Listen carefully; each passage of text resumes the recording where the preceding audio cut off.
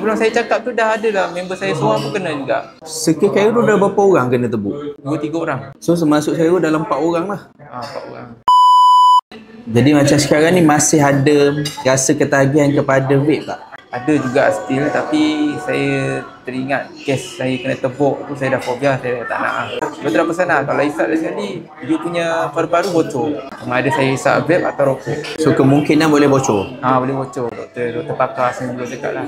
Jadi memang trauma habis lah. Memang nekat betul. Tak nak dah tinggalkan segala jenis vape ni. Rokok ni memang dah tinggal lah. Saya pun kalau nampak orang yang hisap rokok atau vape tu, saya dah jauh daripada orang tu. Saya dah memang anti lah dengan pot vape ni, dengan rokok ni. Sebab dia dah hancurkan diri saya kan.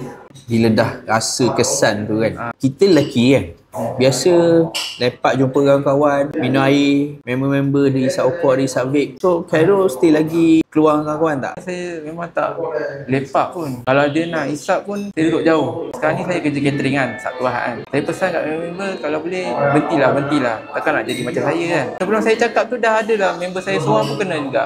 Buat yang sama dekat saya. Tapi saya kritikal dia buat biasa. Circle Cairo dah berapa orang kena tebuk? 2-3 orang. So termasuk Cairo dalam 4 orang lah. 4 orang.